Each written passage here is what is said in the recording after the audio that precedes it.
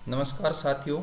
आज का अपना अध्ययन बिंदु है दक्षिणी पूर्वी एशियाई राष्ट्र संघ ASEAN, association of south east Asian Nations. इसकी स्थापना 8 अगस्त 1967 को हुई थी। इसका जो मुख्यालय है वो मुख्यालय जकार्ता, इंडोनेशिया में है। इस संघ की स्थापना के समय इसके जो सदस्य देश थे उन सदस्य देशों की संख्या 5 थी। जो सदस्य देश थे उनमें थे इंडोनेशिया, मलेशिया, फिलीपींस, सिंगापुर और थाईलैंड। ये पांचों जो सदस्य देश थे इन्हें संस्थापक सदस्य देश कहा जाता है।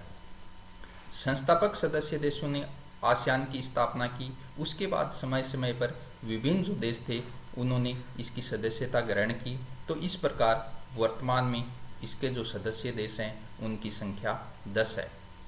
सदस्य देशों ने 1984 में ब्रुनेई ने इसकी सदस्यता ग्रहण की, 1995 में वियतनाम ने इसकी सदस्यता ग्रहण की, 1997 में लाओस और म्यांमार ने इसकी सदस्यता ग्रहण की और 1999 में कंबोडिया ने इसकी सदस्यता ग्रहण की। तो इस प्रकार वर्तमान में इसकी जो सदस्य संख्या है वो सदस्य संख्या है 10।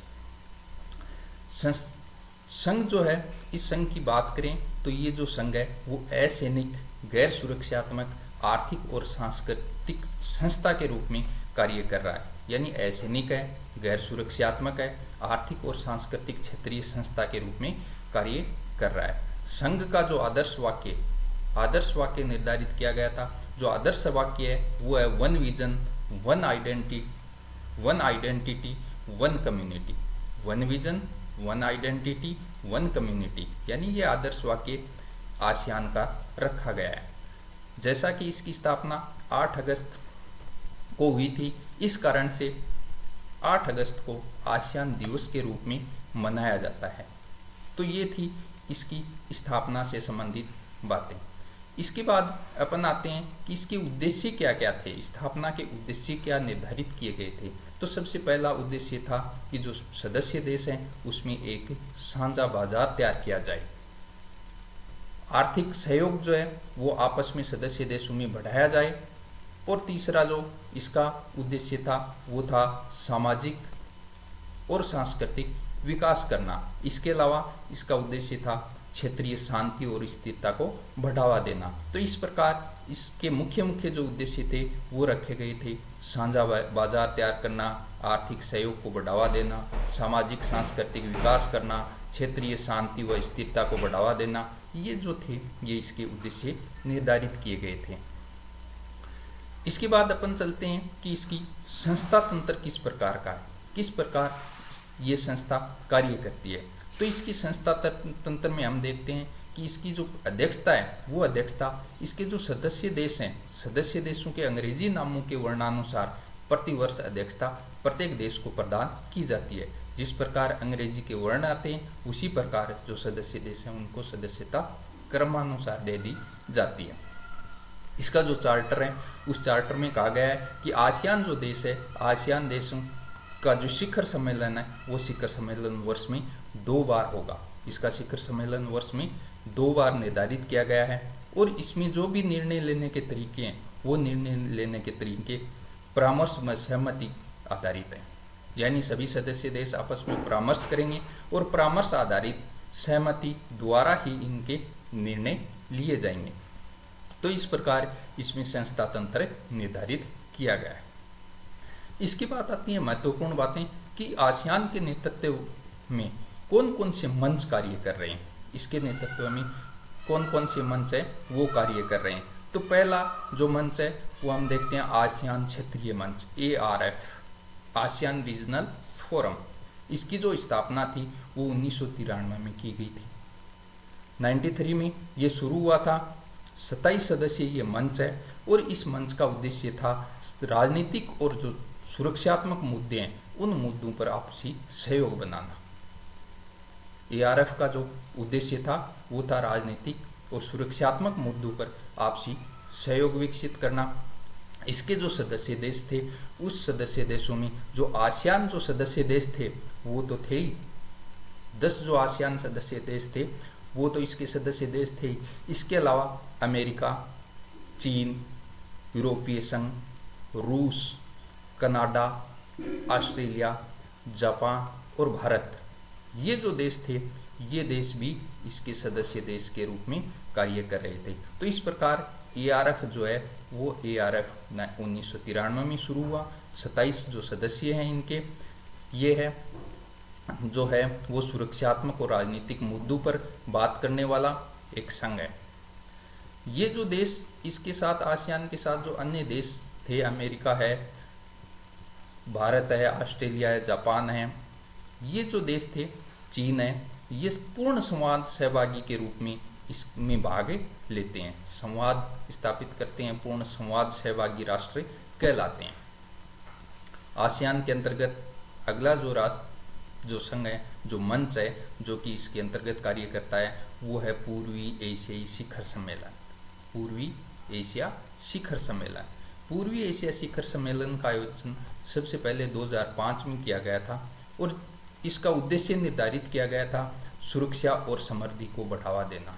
जो सदस्य देश हैं उनकी सुरक्षा, उनकी समृद्धि को बढ़ावा देना, इसका जो उद्देश्य है वो निर्धारित किया गया था। जो पूर्वी एशियाई शिखर सम्मेलन है, इस शिखर सम्मेलन में जो सदस्य राष्ट्र हैं, उनके राष्ट्राध्यक्ष भाग लेते हैं। जब भी इसका सम्मेलन होता है तो सदस्य देशों के राष्ट्राध्यक्ष इसके सम्मेलन में भाग लेते हैं। इसके जो सदस्य देश हैं, उसी प्रकार ARF के जिस प्रकार सदस्य देश थे, उसी प्रकार आसियान देश 10 जो हैं, जिनकी संख्या 10 है। इसके अलावा ऑस्ट्रेलिया है, चीन है, जापान है, न्यूजीलैंड, रूस, दक्षिणी कोरिया, अमेरिका और भारत, इसके ये सदस्य देश हैं। इसके बाद आता है महत्वपूर्ण बात। बहुत बार इस प्रकार के प्रश्न पूछे जाते हैं, ASEAN+3 में कौन से देश हैं, ASEAN+1 में कौन से देश हैं। तो हम देखते हैं कि आसियान के अंतर्गत जो मंच है, उसमें एक महत्वपूर्ण मंच है ASEAN+3। ASEAN+3 के रूप में 3 देश, जापान, चीन और दक्षिणी कोरिया, ये 3 देश कार्य करते हैं, यानी आसियान के सहयोगी के रूप में ये कार्य करते हैं। 3 देश होने के कारण ही ASEAN+3 के रूप में इन्हें जाना जाता है। ये एक परामर्श समूह है, आसियान को परामर्श प्रदान करने का कार्य करता है। 1997 में ASEAN+3 की शुरुआत की गई थी। तो इस प्रकार ASEAN+3 में 3 देश हैं, चीन, जापान और दक्षिण कोरिया। 1997 में इसकी शुरुआत हुई थी और ये परामर्शक समूह है। ASEAN+1, जिस प्रकार ASEAN+3 कार्य करता है, उसी प्रकार ASEAN+1 भी कार्य करता है। और +1 के रूप में जो देश है वो है भारत, जिसकी शुरुआत 2001 में की गई थी। ASEAN+1 के रूप में कौन सा देश है?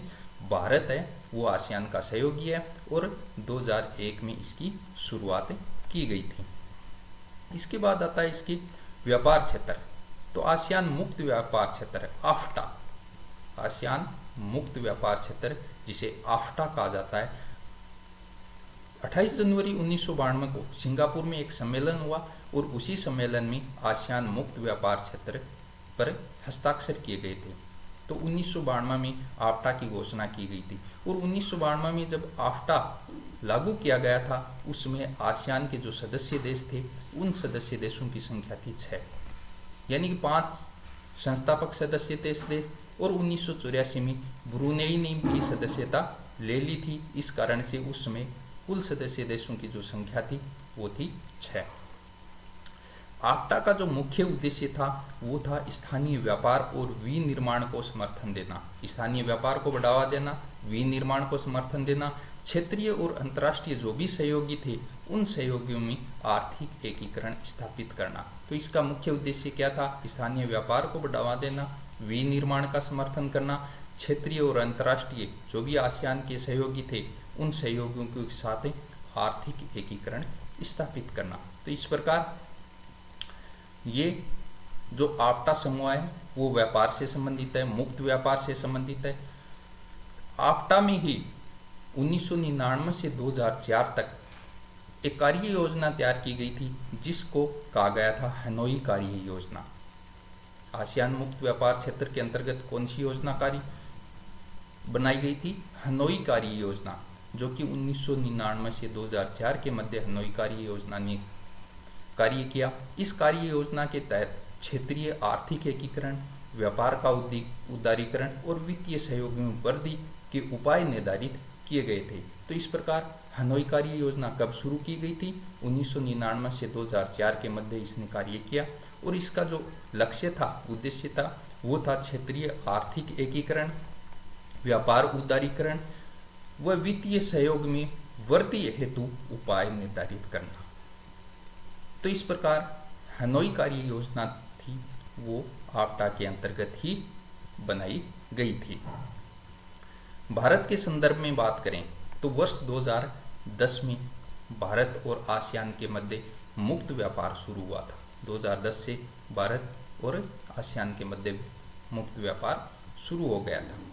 इसके बाद आते हैं, आफ्टा के बाद आते हैं अपन मुक्त व्यापार समझौता, ATF। कुछ देशों के साथ आसियान ने मुक्त व्यापार समझौता किया था। उनमें प्रमुख थे चीन, जापान, दक्षिण कोरिया, भारत, ऑस्ट्रेलिया, न्यूजीलैंड। यानी कि चीन, जापान, दक्षिण कोरिया, भारत, ऑस्ट्रेलिया और न्यूजीलैंड के साथ आसियान ने मुक्त व्यापार समझौता किया था।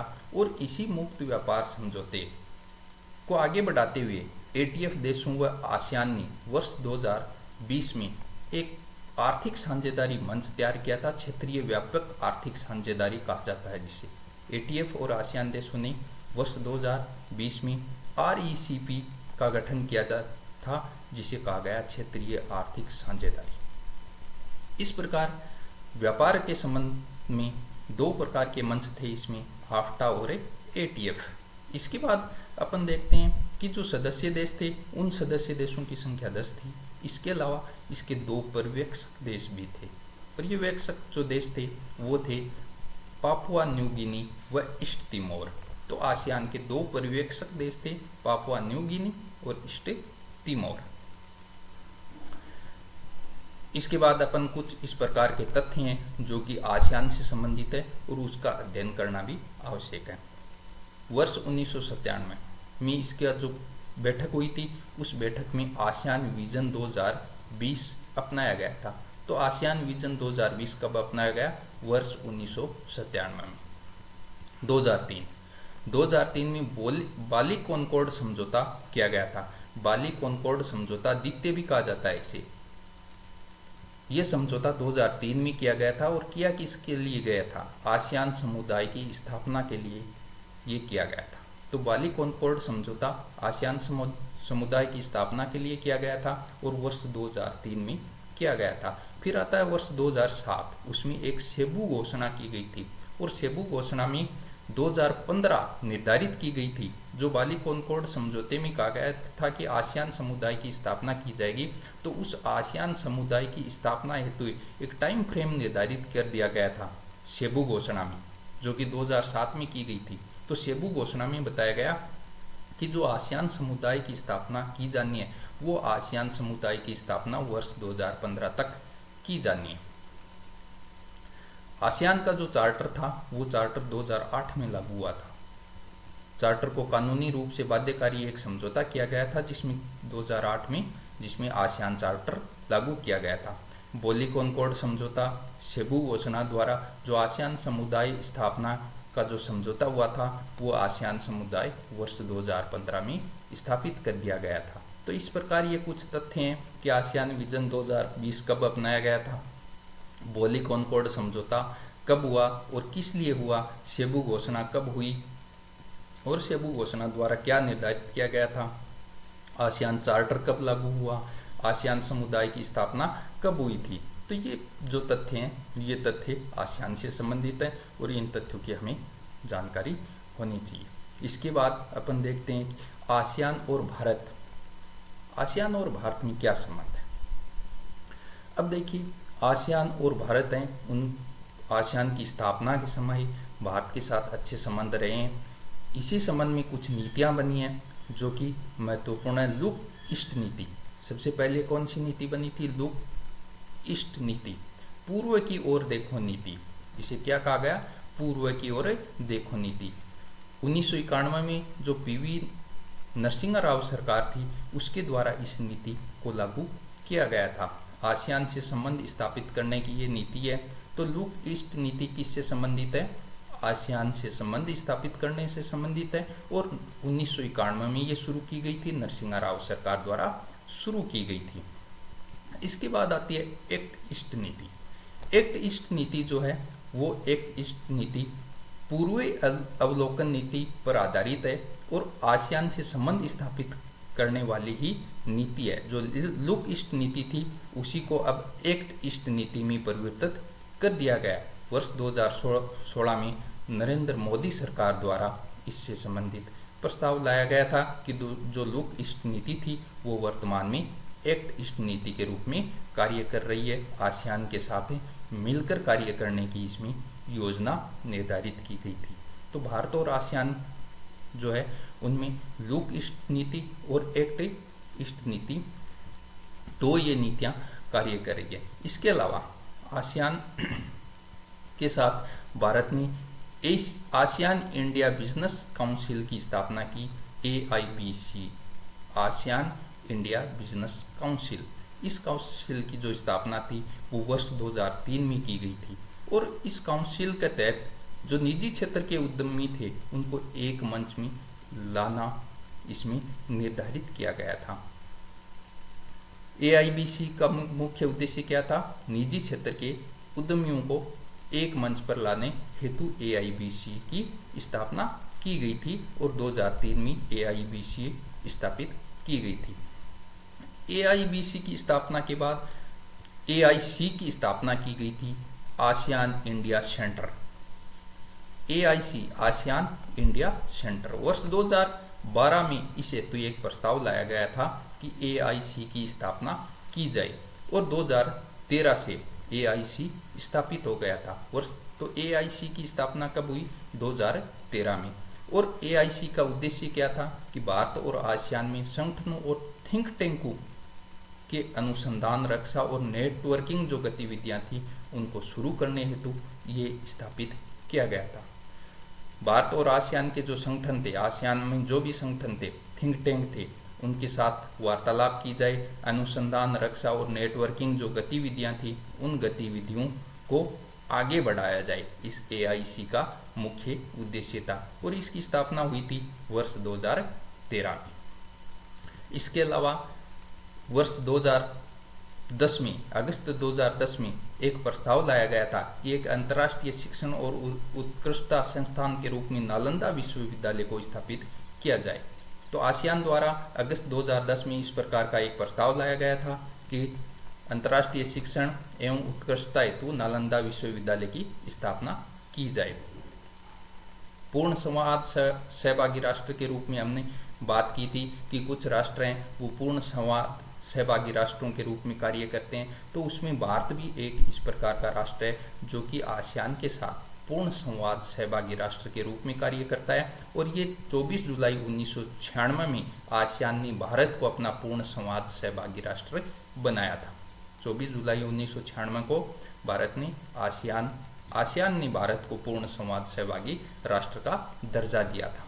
तो इस प्रकार ये अपना बिंदु था जो क्षेत्रीय संगठनों के अंतर्गत आता है, उसमें ये महत्वपूर्ण बिंदु आसियान था। धन्यवाद, जय हिंद। देखते रहिए अपना YouTube channel political hub for you. धन्यवाद।